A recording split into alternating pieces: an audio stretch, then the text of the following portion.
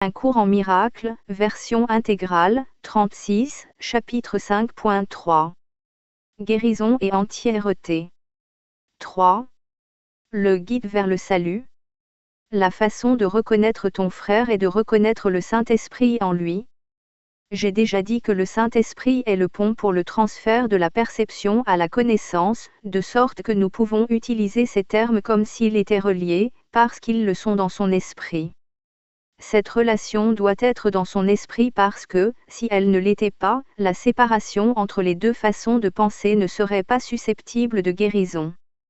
Il fait partie de la Sainte Trinité, parce que son esprit est en partie le tien et en partie aussi celui de Dieu. Cela demande clarification, non dans les termes mais dans l'expérience. Le Saint-Esprit est l'idée de guérison. Étant pensée, l'idée gagne à être partagée. Étant l'appel pour Dieu, c'est aussi l'idée de Dieu. Puisque tu fais partie de Dieu, c'est aussi l'idée de toi-même, ainsi que de toutes ses créations. L'idée du Saint-Esprit a les mêmes propriétés que les autres idées parce qu'elle obéit aux lois de l'univers dont elle fait partie. Elle est renforcée en étant donnée. Elle augmente en toi quand tu la donnes à ton frère.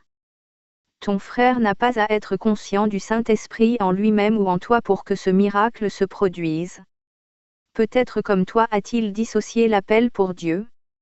Cette dissociation est guérie en vous deux quand tu prends conscience de l'appel pour Dieu en lui, et reconnais ainsi son être. Il y a deux façons diamétralement opposées de voir ton frère. Les deux doivent être dans ton esprit parce que tu es celui qui perçoit. Elles doivent aussi être dans le sien parce que c'est lui que tu perçois. Vois-le par le Saint-Esprit dans son esprit, et tu le reconnaîtras dans le tien. Ce que tu reconnais en ton frère, tu le reconnais en toi, et ce que tu partages, tu le renforces. La voix du Saint-Esprit est faible en toi. C'est pourquoi tu dois la partager.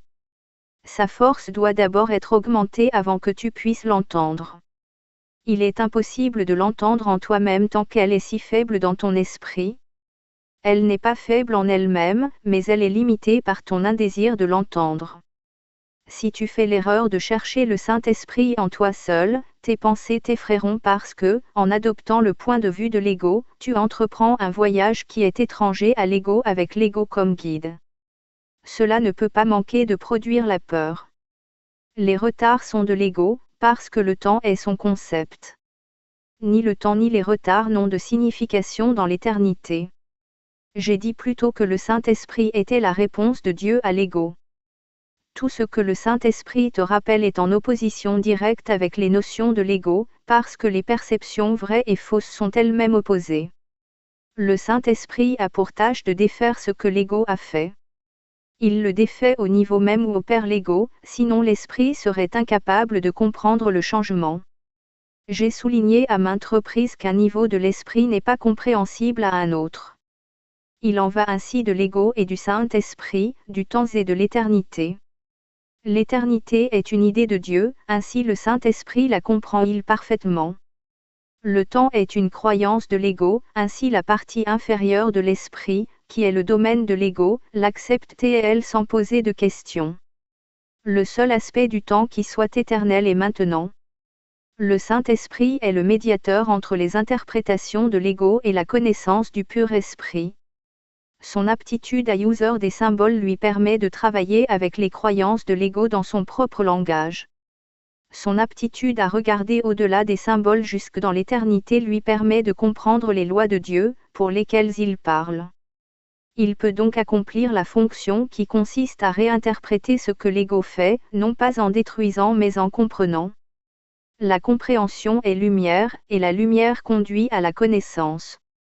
Le Saint-Esprit est en lumière parce qu'il est en toi qui est lumière, mais toi tu ne connais pas cela. C'est donc la tâche du Saint-Esprit de te réinterpréter au nom de Dieu. Tu ne peux pas te comprendre seul. C'est que tu ne signifies rien à part de ta juste place dans la filialité, et la juste place de la filialité est Dieu. C'est cela ta vie, ton éternité et ton soi. C'est cela que le Saint-Esprit te rappelle. C'est cela que le Saint-Esprit voit. Cette vision effraie l'ego parce qu'elle est si calme.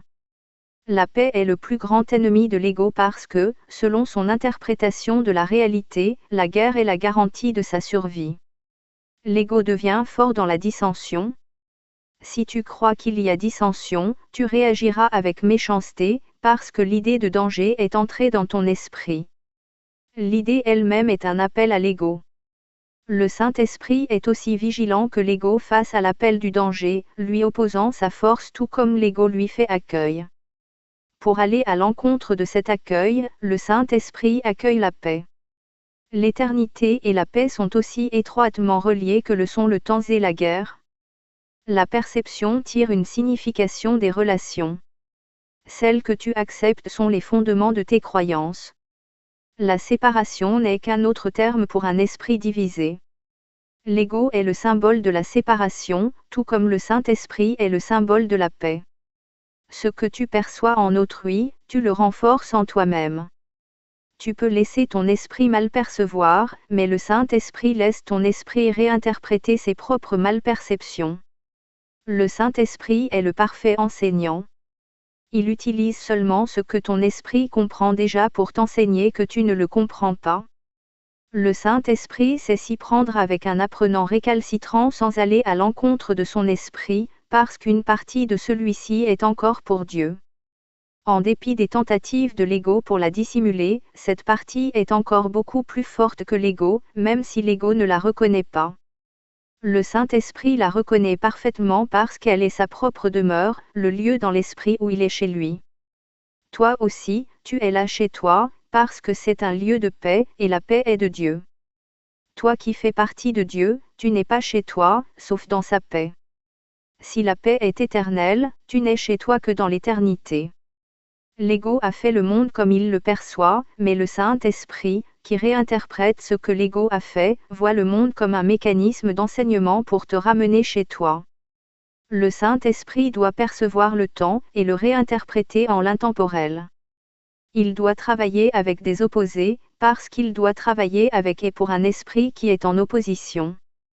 Corrige et apprends, et sois ouvert à l'apprentissage. Tu n'as pas fait la vérité, mais la vérité peut encore te rendre libre. Regarde comme le Saint-Esprit regarde, comprends comme il comprend. Sa compréhension se retourne vers Dieu en mémoire de moi. Il est toujours en communion avec Dieu, et il fait partie de toi. Il est ton guide vers le salut, parce qu'il tient la mémoire des choses passées et à venir, et les amène au présent. Il tient doucement cette joie dans ton esprit, te demandant seulement de l'augmenter en son nom, en la partageant afin d'augmenter sa joie en toi.